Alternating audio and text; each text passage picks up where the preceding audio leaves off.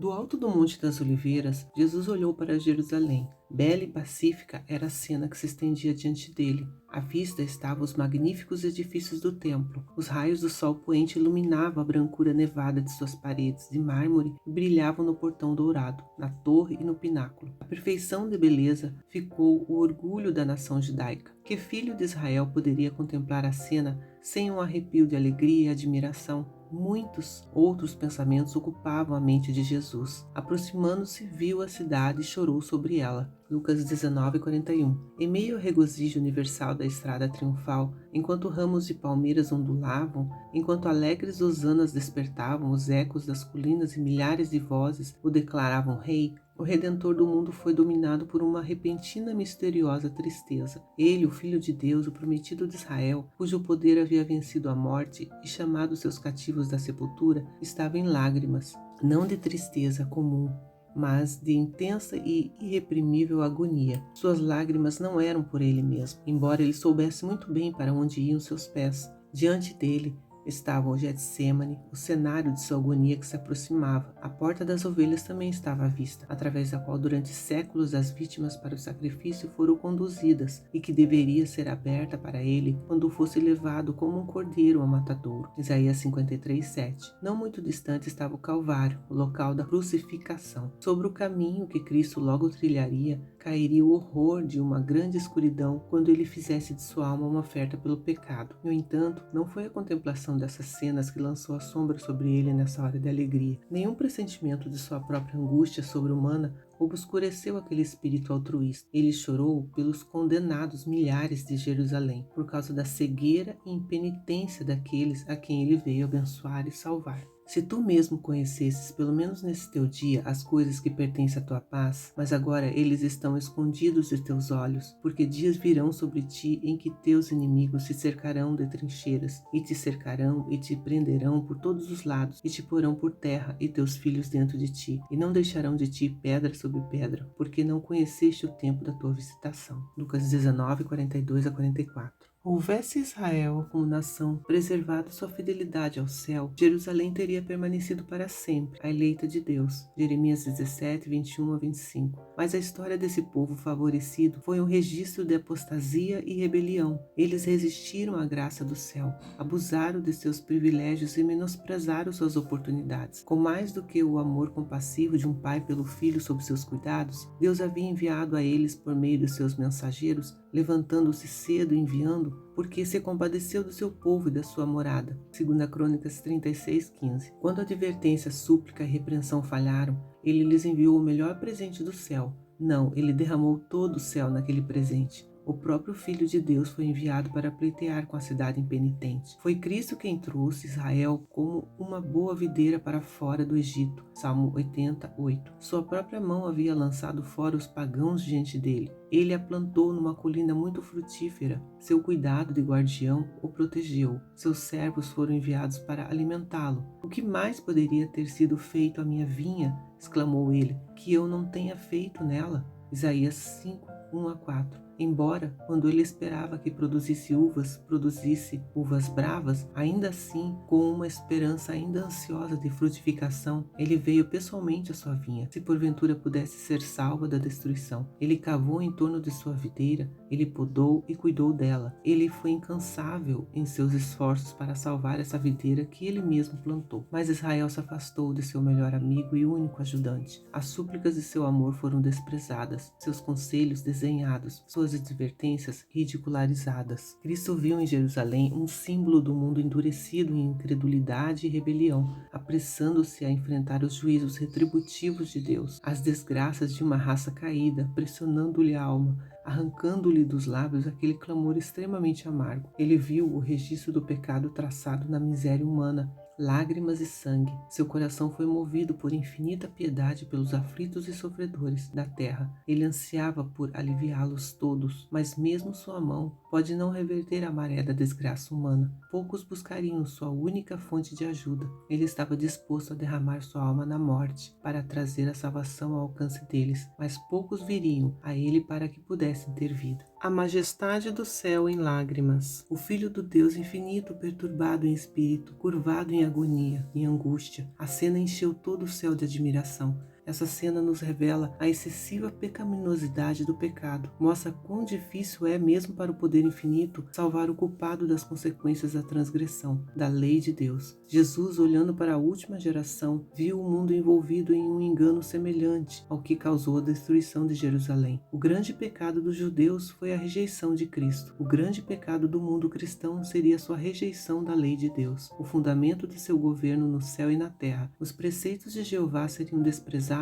e anulados. Milhões na escravidão do pecado, escravos de Satanás, condenados a sofrer a segunda morte, recusaram-se a ouvir as palavras da verdade no dia da visitação. Cegueira terrível, estranha presunção. Salomão, o mais sábio dos monarcas de Israel, completou o trabalho. Esse templo foi o edifício mais magnífico que o mundo já viu. No entanto, o Senhor declarara pelo profeta Ageu a respeito do segundo templo: a glória dessa última casa será maior do que a da primeira. Farei tremer todas as nações, e o desejado de todas as nações virá, e encherei essa casa de glória, diz o Senhor dos Exércitos. Ageu 2, 9 e 7. Mas o segundo templo não igualou o primeiro em magnificência, nem foi santificado por aqueles sinais visíveis da presença divina que pertenciam ao primeiro templo. Não houve manifestação de poder sobrenatural para marcar sua dedicação. Nenhuma nuvem de glória foi vista para encher o santuário recém-erguido. Nenhum fogo do céu desceu para consumir o sacrifício em seu altar. A Shekinah não mais residia entre os querubins no lugar santíssimo, e a arca, o propiciatório e as tábuas do testemunho não se encontravam ali. Nenhuma voz soou do céu para dar a conhecer ao sacerdote indagador a vontade de Jeová. Durante séculos os judeus se esforçaram em vão para mostrar onde a promessa de Deus dada por Ageu havia sido cumprida. No entanto, o orgulho e a incredulidade cegaram suas mentes para o verdadeiro significado das palavras do profeta. O segundo templo não foi honrado com uma nuvem de glória de Jeová, mas com a presença viva daquele em quem habita corporalmente a plenitude da divindade, que era o próprio Deus manifestado em carne. O desejado de todas as nações realmente veio ao seu templo quando o homem de Nazaré ensinou e curou nas cortes sagradas. Na presença de Cristo, e somente nisso, o segundo templo excedeu o primeiro em glória. Mas Israel havia afastado de si o dom do céu que lhe era oferecido. Com o humilde mestre que naquele dia havia saído do seu portão dourado, a glória havia se afastado para sempre do templo. Já foram cumpridas as palavras do Salvador: eis que a vossa casa vai ficar-vos deserta. Mateus 23, 38. Os discípulos chamaram a atenção de seu mestre dizendo: olha que pedras e que edifícios. Marcos 13, 1. A essas palavras Jesus deu a solene e surpreendente resposta: em verdade vos digo que não ficará aqui pedra sobre pedra que não seja derrubada. Mateus 24, 2. A profecia que ele proferiu foi dupla em seu significado. Enquanto pronunciava a destruição de Jerusalém, também prefigurava os terrores do último grande dia. Jesus declarou aos discípulos que o escutavam os juízos que cairiam sobre a apóstata Israel, especialmente a vingança retributiva que viria sobre eles por terem rejeitado e crucificado o Messias. Sinais inconfundíveis precederiam o terrível clímax. A hora temida chegaria repentina e rapidamente, e o Salvador advertiu seus seguidores: quando, pois, virdes que a abominação da desolação predita pelo profeta Daniel está no lugar santo, que ele entenda, então os que estiverem na Judéia fujam para as montanhas. Mateus 24, 15, 16 e Lucas 21, 20 e 21.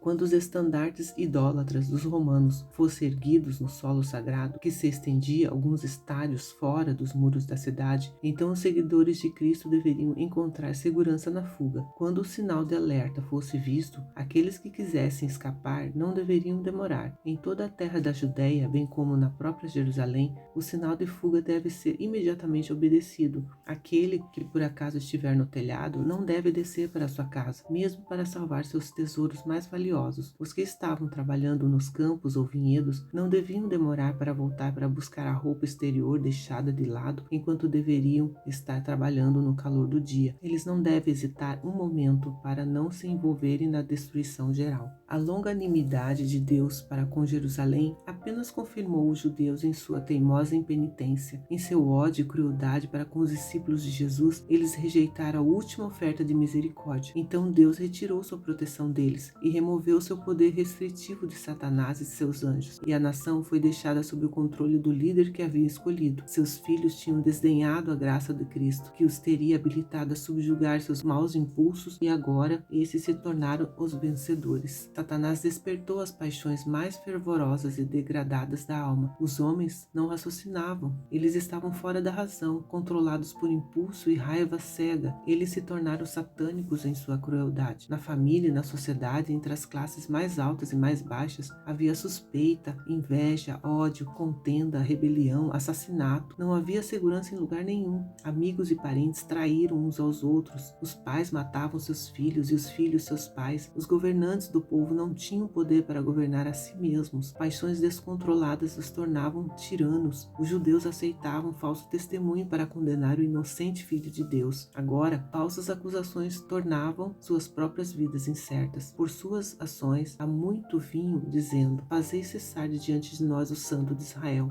Isaías 30:11. Agora seu desejo foi concedido. O temor de Deus não mais os perturbaria. Satanás estava à frente da nação, e as mais altas autoridades civis e religiosas estavam sob seu domínio. Todas as predições dadas por Cristo a respeito da destruição de Jerusalém foram cumpridas ao pé da letra. Os judeus experimentaram a veracidade de suas palavras de advertência. Com a medida que medirdes, vos será medido novamente. Mateus 7:2. Sinais e maravilhas apareceram, pressagiando desastre e destruição. No meio da noite, uma luz sobrenatural brilhou sobre o templo e o altar. Sobre as nuvens do pôr do sol foram retratados carros e homens de guerra se reunindo para a batalha. Os sacerdotes que ministravam à noite no santuário ficaram apavorados com sons misteriosos. A terra tremeu e uma multidão de vozes foi ouvida clamando: vamos partir daqui. O grande portão oriental, que era tão pesado que dificilmente poderia ser fechado por um grupo de homens, e que era protegido por imensas barras de ferro fixadas profundamente no pavimento de pedra sólida, abriu-se à meia-noite, independentemente de qualquer agente visível. Está lá na História dos Judeus de Milman, livro 13. Nenhum cristão pereceu na destruição de Jerusalém. Cristo dera advertência a seus discípulos, e todos os que criam em suas palavras aguardavam o sinal prometido.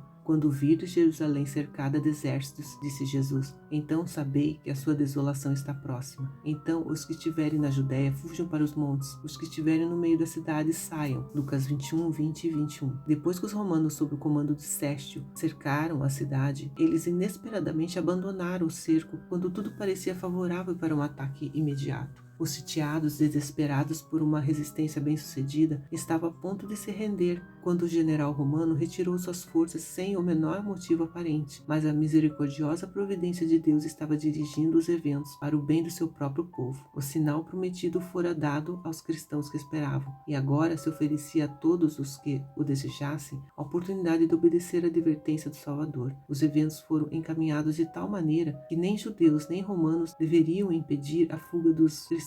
Após a retirada de Sestio, os judeus, saindo de Jerusalém, perseguiram seu exército em retirada. Enquanto ambas as forças estavam totalmente engajadas, os cristãos tiveram a oportunidade de deixar a cidade. Havia sido limpo o caminho de inimigos que poderiam ter tentado interceptá-los. Na época do cerco, os judeus estavam reunidos em Jerusalém para celebrar a festa dos tabernáculos, e assim os cristãos em todo o país puderam escapar sem ser molestados. Imediatamente, eles fugiram para um lugar seguro, a cidade de Pela, na terra de Pérea, além do Jordão. Terríveis foram as calamidades que caíram sobre Jerusalém quando o cerco foi retomado por Tito. A cidade foi investida na época da Páscoa, quando milhões de judeus se reuniram dentro de seus muros. Uma medida de trigo foi vendida por um talento. Tão ferozes eram as dores da fome que os homens roíam o couro de seus cintos e sandálias e a cobertura de seus escudos. Milhares pereceram de fome e pestilência. A feição natural parecia ter sido destruída. Maridos roubavam suas esposas e esposas seus maridos. As crianças seriam vistas arrancando a comida da boca de seus pais idosos. A pergunta do profeta: pode uma mulher esquecer-se de seu filho que ainda mama? Isaías 49:15 recebeu a resposta dentro dos muros daquela cidade condenada. As mãos das mulheres piedosas cozinharam seus próprios filhos. Eles foram sua comida na destruição da filha de seu povo. Está lá em Lamentações 4:10.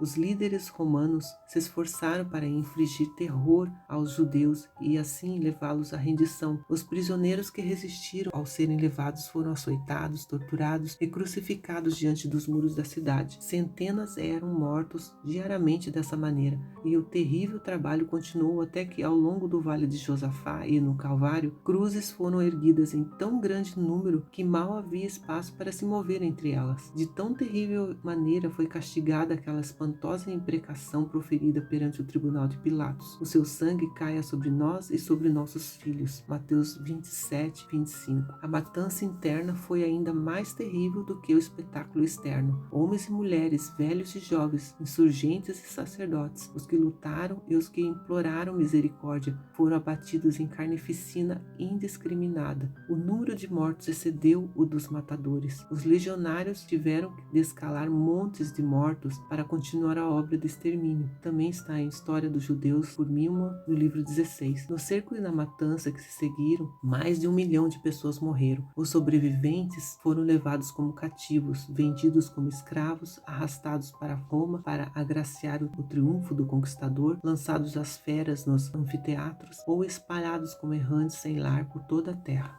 Os judeus haviam forjado seus próprios grilhões.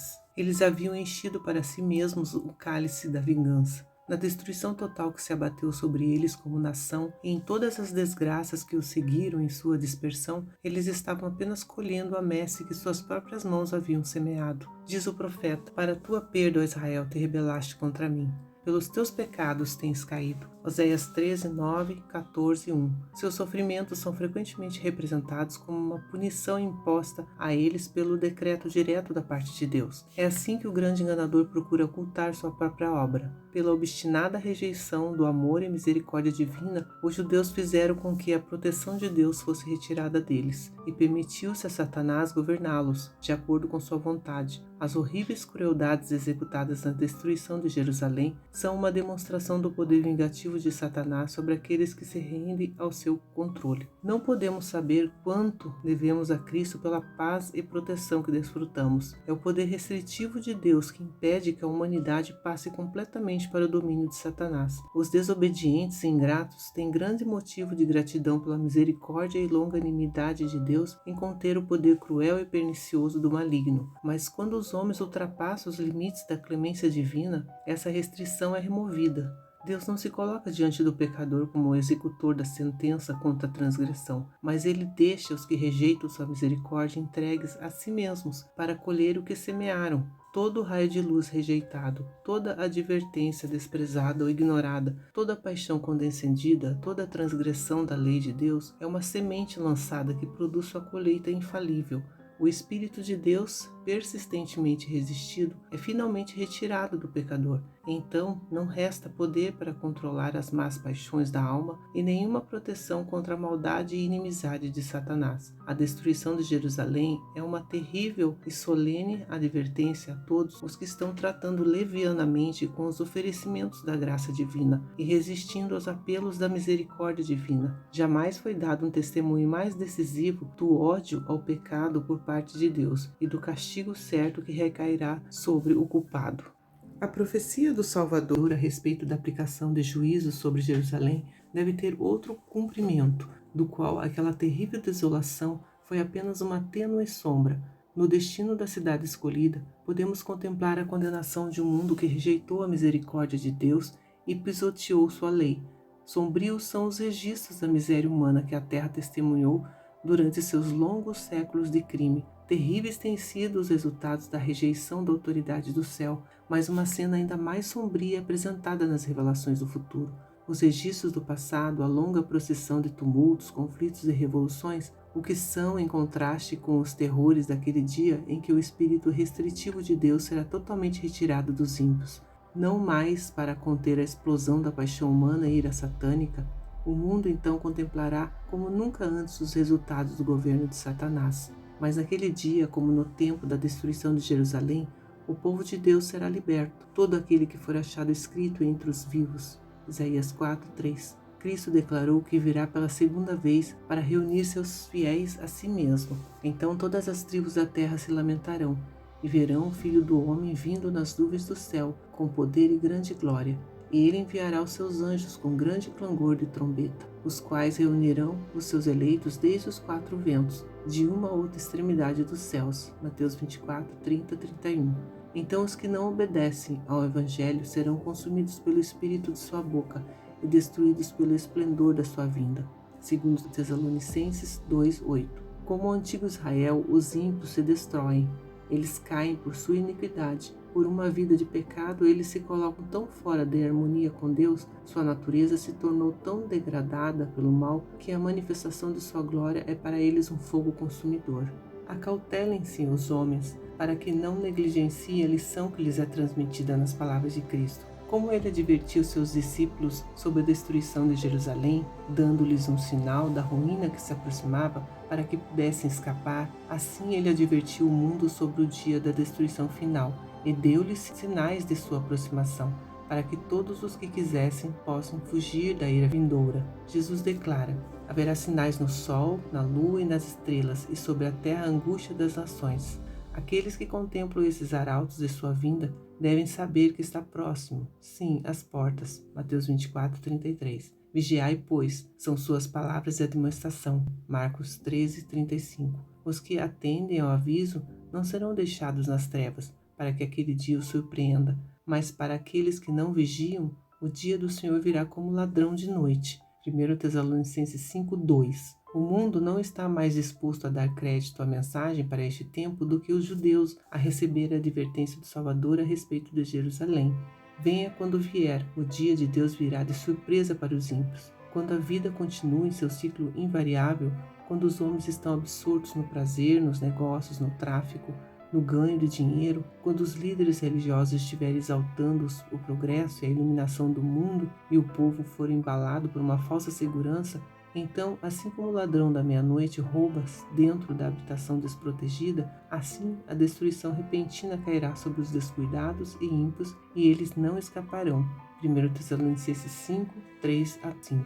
Vemos também em Testemunho para a Igreja, volume 5, capítulo 91, o cuidado de Deus por sua obra. Essas lições são para benefício nosso.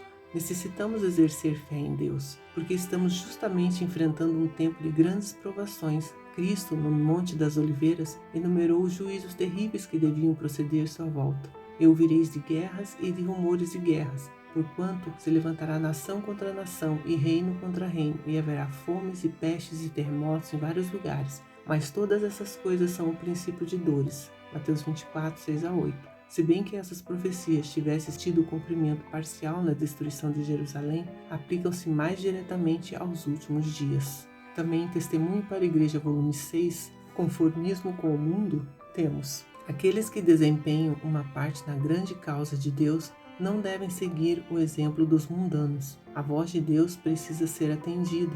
Quem depende de homens para fortalecimento e influência está se apoiando em um cajado quebrado. A grande fraqueza da Igreja tem sido a dependência de homens. Esses vêm desonrando a Deus por fracassarem em apreciar a sua suficiência, ao cobiçarem a influência dos homens. Foi assim que Israel se enfraqueceu. O povo desejava ser como as demais nações do mundo, de modo que insistiram para ter um rei. Desejaram ser guiados pelo poder humano, ao qual podiam ver. Em lugar do invisível poder divino que até então os conduzira, eles deram a vitória na batalha. Fizeram sua própria escolha e o resultado foi observado na destruição de Jerusalém e na dispersão da nação judaica. Vemos ainda sobre esse mesmo assunto do capítulo 1 do Grande Conflito, sobre a destruição de Jerusalém, no Testemunhos para a Igreja, volume 5, a crise vindoura. Por um decreto que terá por objetivo impor uma instituição papal em contraposição à lei de Deus, a nação americana se divorciará por completo dos princípios da justiça, quando o protestantismo estender os braços através do abismo, a fim de dar uma das mãos ao poder romano e a outra ao espiritismo, quando por influência dessa tríplice aliança os Estados Unidos forem induzidos a repudiar todos os princípios de sua Constituição, que fizeram deles um governo protestante e republicano, e adotar medidas para a propagação dos erros e falsidades do papado, podemos saber que é chegado o tempo das operações maravilhosas de Satanás e que o fim está próximo. Como a aproximação dos exércitos romanos foi o sinal para os discípulos da iminente destruição de Jerusalém, assim essa apostasia será para nós um sinal sinal de que o limite da paciência de Deus está atingido, que as nações encheram a medida de sua iniquidade, e o anjo da graça está a ponto de dobrar as asas e partir da terra para não mais tornar. O povo de Deus entrará então no período de aflição e angústia que o profeta designa como o tempo de angústia para Jacó. Jeremias 30:7. O clamor dos fiéis perseguidos se elevará até o céu. E como o sangue de Abel clamou a Deus desde o pó, assim haverá também vozes clamando desde a sepultura dos mártires, das profundezas do oceano, das cavernas dos montes e das masmorras, dos conventos, até quando, ó verdadeiro e santo dominador, não julgas e vingas o nosso sangue dos que habitam sobre a terra. Apocalipse 6:10.